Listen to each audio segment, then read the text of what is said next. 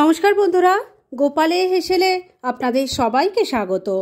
বাজারে এখন লাল লাল baby potato পাওয়া যাচ্ছে। এগুলো কিন্তু আমরা সাধারণত যে আলুগুলো রোজ ব্যবহার করি তার থেকে বেশি টেস্টি হয়। আর আজকে তাই দিয়েই একদম ভিন্ন স্বাদের একটা আলুর দমের রেসিপি আপনাদের সাথে শেয়ার করছি, যেটা রুটি, লুচি, পরোটা এমনকি মুড়ির সাথে খেতেও খুব ভালো লাগবে। তাই চলুন সময় নষ্ট না করে রান্নাটা করে ফেলি। আজকে এই দুর্দান্ত স্বাদের নিরামিষ আলুর দম তৈরি করার জন্য প্রেসার কুকারে অল্প জল নিয়ে গরম করে নিয়েছি। এবার এর মধ্যে আলু দিয়ে দেব সেদ্ধ করার জন্য। তবে আলুগুলো একবার দেখিয়ে নিই। দেখুন, আলুগুলো আমি এই ধরনের নিয়েছি। বাজারে কিন্তু এখন এই ধরনের আলু মানে লাল লাল ছোট আলু খুব পাওয়া যাচ্ছে। এগুলোর কোনো বিশেষ নাম আছে কিনা আমি ঠিক জানি না। আপনারা যদি জানেন প্লিজ কমেন্ট বক্সে আমাকে একটু লিখে জানাবেন। আমি এখানে এই লাল ছোট আলু নিয়েছি, 400 গ্রাম আছে। এবার এই আলুগুলোকে সেদ্ধ করে নেব। সব আলুগুলো দিয়ে দিয়েছি। এবার এর মধ্যে অল্প নুন দিয়ে দিলাম। এবার লিডটা লাগিয়ে দিচ্ছি আর মিডিয়াম ফ্লেমে রেখে 2টো হুইসেল পড়লেই কিন্তু আলুটা সেদ্ধ হয়ে যাবে। আমি নামিয়ে রেখে দেব। 2টো হুইসেল দেওয়ার পর আমি প্রেসার কুকারের গ্যাসটা বন্ধ করে দিয়েছিলাম আর তারপর প্রেসার কুকারের পুরো প্রেসারটা বেরিয়ে যাওয়ার পর আমি লিডটা খুলেছি। আলু কিন্তু এখন ভালো মতো সেদ্ধ হয়ে গেছে। এবার এই আলুগুলোকে আমি জল থেকে নামিয়ে নিচ্ছি আর খোসাগুলো ছাড়িয়ে নিয়ে তারপর কিন্তু আলুর গায়ে একটু ফক দিয়ে ফুটো ফুটো করে নিতে হবে, যাতে এর মধ্যে নুন মশলা খুব ভালো মতো ঢোকে। তাহলে এই কাজটা করে নিয়ে তারপর আমি নেক্সট স্টেপের দিকে এগোচ্ছি। সেদ্ধ করা আলুগুলোর খোসা ছাড়িয়ে ফক দিয়ে ফুটো ফুটো করে নিয়েছি। এবার মূল রান্না শুরু করছি। সেজন্য কড়াইয়ে সর্ষের তেল গরম করে নিয়েছি। এর মধ্যে প্রথমেই দিয়ে দিলাম অল্প নুন, দিয়ে দিচ্ছি অল্প হলুদের গুঁড়ো। এবার আলুগুলো ভেজে নেব, তাই এর মধ্যে দিয়ে দিলাম। এবার মিডিয়াম ফ্লেমে রেখে আলুগুলোকে ভালো করে ভাজা ভাজা করে নিচ্ছি। আর বন্ধুরা, এই আলুটা ভাজা হতে একটু সময় লাগবে, তাই এই সময়ের মধ্যে চলুন এই রান্নার একটা মশলা বানিয়ে ফেলি। আর মাঝে মাঝে কিন্তু আলুটাকে একটু নাড়াচাড়া করে দিতে হবে। একদিকের ওভেনে আলুগুলো ভাজা ভাজা করার জন্য বসিয়ে রেখেছি আর আরেকদিকের ওভেনে আমি একটা ড্রাই রোস্ট করা মশলা তৈরি করে নেব। সেজন্য প্যানের মধ্যে কিছু জিনিস সাজিয়ে নিয়েছি। কি কি আছে সেটা আগে বলে দিই। এখানে আছে 1 চামচ গোটা জিরে, 1 চামচ গোটা ধনে, একটা তেজপাতা আছে, 2টো শুকনো লঙ্কা নিয়েছি, 10-12টা গোটা গোলমরিচ আছে। এখানে গরম মশলা আছে, যার মধ্যে আছে 3টে এলাচ, ছোট ছোট 2টো দারচিনি আছে, 4-5টা এখানে লবঙ্গ আছে আর অল্প একটু জায়ফল জয়িত্রী আছে। এবার ফ্লেমটা একদম কমে রেখে মশলাটা ড্রাই রোস্ট করে নিচ্ছি। 3-4 মিনিট সময় নিয়ে লো ফ্লেমে মশলাটা ড্রাই রোস্ট করে নিয়েছি। এবার এটাকে আমি গ্যাসটা বন্ধ করে দিলাম, নামিয়ে নিচ্ছি আর ঠান্ডা হলে গুঁড়ো করে নেব।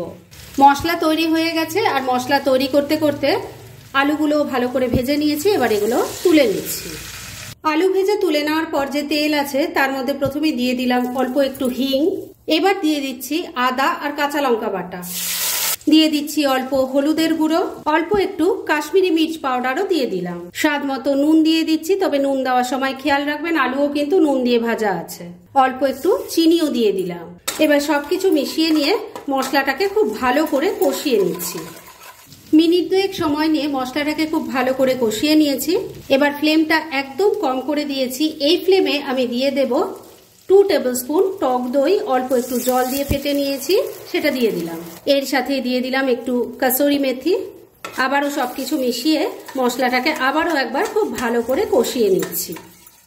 2-3 মিনিট সময় নিয়ে মশলাটাকে খুব ভালো করে কষিয়ে নিলাম। এবার এর মধ্যে ভেজে রাখা আলুগুলো দিয়ে দিচ্ছি। মশলার সাথে মিশিয়ে নিয়ে খুব ভালো করে কষিয়ে নেব। বন্ধুরা, আপনারা আমার রেসিপি দেখার সাথে সাথে আমার ফেসবুক পেজ গোপালের হেসেল, তাতেও ভিজিট করতে পারেন। ডেসক্রিপশন বক্সে লিংক দেওয়া আছে। মশলার সাথে মিশিয়ে নিয়ে ভেজে রাখা আলুর টুকরোগুলো মিশিয়ে 2-3 মিনিট সময় নিয়ে কষিয়ে নিয়েছি। এবার গ্রেভির জন্য জল দিয়ে দেব। এই যে জলটা বন্ধুরা আমি দিচ্ছি, এটা কিন্তু উষ্ণ গরম জল। গরম জল দিলেই কিন্তু টেস্টটা ভীষণ ভালো আসবে। ভালো করে সবকিছু মিশিয়ে নিচ্ছি। আর এই আলুর দমের রান্নাটা একটু যদি গ্রেভি থাকে তবেই কিন্তু খেতে ভালো লাগবে। এমনিতেই তো আলুর দম আলু অনেকটাই ঝোল টেনে নেবে, তারপরে যদি একদম শুকনো শুকনো হয় তাহলেও কিন্তু ভালো লাগবে না, তাই সেই বুঝে জলটা দেবেন। সবকিছু খুব ভালো করে মিশিয়ে নিলাম। এবার ফ্লেমটাকে লো আর মিডিয়ামের মাঝামাঝি রেখে ঢাকা দিয়ে 5-6 মিনিট রান্না করে নিচ্ছি। মিনিট 6 রান্নাটা করে নিয়েছি। এবার ঢাকা তুললাম, একটু নাড়াচাড়া করে দিচ্ছি। আমি কিন্তু মাঝে একবার ঢাকা তুলে একটু নাড়াচাড়া করে দিয়ে নুন মিষ্টিটা চেক করে নিয়েছিলাম। রান্না কিন্তু এখনো রেডি হয়নি। এবার এর মধ্যে দিয়ে দেব ড্রাই রোস্ট করা সেই মশলাটা। ভালো করে মিশিয়ে নিচ্ছি। বন্ধুরা, এই রান্নাটা খেতে যে কি অপূর্ব হয় সেটা একবার ট্রাই না করলে আপনারা বুঝতেই পারবেন না। আর আমি সাজেস্ট করব, বাজারে যদি এই রকম লাল আলুগুলো মানে প্রথমে যেটা দেখিয়েছিলাম সেই রকম যদি পান, সেটা দিয়ে এই রান্নাটা করুন। এই আলুগুলো না এমনি নর্মাল যে আলু দিয়ে আমরা রান্না করি তার থেকে অনেক বেশি টেস্টি হয়, সেটা আমার মনে হয়। একবার আপনারা নিজেরা ট্রাই করে দেখুন আর তারপর আপনাদের মতামতটা জানাবেন। ড্রাই রোস্ট করা মশলাটা দিয়ে ভালো করে মিশিয়ে নিয়েছি। এবার আবারও ঢাকা দিয়ে মিনিট 2 রান্না করে নেব, যাতে মশলার ফ্লেভারটা রান্নার মধ্যে ভালো মতো মিশে যায়। ড্রাই রোস্ট করা মশলাটা মিশিয়ে নিয়ে মিনিট 2 আবারও রান্নাটা করে নিয়েছি। এবার রান্না একদম রেডি। তবে শেষ পর্যায়ে নামানোর আগে এর মধ্যে একটু ধনেপাতা কুচি ছড়িয়ে দিলাম। মিশিয়ে নিচ্ছি। ধনেপাতা কুচিটাও ভালো করে মিশিয়ে নিয়েছি। দারুণ টেস্টি নিরামিষ আলুর দম একদম রেডি। গ্যাসটা বন্ধ করে দিলাম। এবার মিনিট 2 জন্য স্ট্যান্ডিং টাইমে একটু ঢাকা রাখছি আর তারপর সার্ভ করে দেখাচ্ছি। ফ্রেন্ডস, আমার আজকের এই দুর্দান্ত স্বাদের আলুর দমের রেসিপি একদম রেডি হয়ে গেছে এবং আমি সার্ভ করে দিয়েছি। যে কোনো দিন কিন্তু আমার রেসিপিটা দেখে আপনারা ট্রাই করতে পারেন, কেননা বাজারে এখন এই আলুগুলো খুব ভালো পাওয়া যাচ্ছে। তাই দেরি কেন করছেন? পারলে এটা আজই একবার বানিয়ে ফেলুন আর তারপর কেমন লাগলো সেটা প্লিজ কমেন্ট করে জানাবেন। এরকম ধরনের অনেক ভালো ভালো নিরামিষ রান্নার রেসিপি আপনারা গোপালের হেসেল সার্চ করলেই পেয়ে যাবেন, যার মধ্যে থেকে কিছু কিছু আমি সাজেস্টেড বক্সেও দিয়ে দেব, সেখান থেকেও আপনারা দেখে নিতে পারেন। তাই গোপালের হেসেল অবশ্যই ভিজিট করুন। আর আপনারা কেমন ধরনের রেসিপি চাইছেন সেটাও কিন্তু আমাকে জানাতে পারেন। আমি চেষ্টা করব সেই সব রেসিপিগুলো আপনাদের সাথে শেয়ার করার।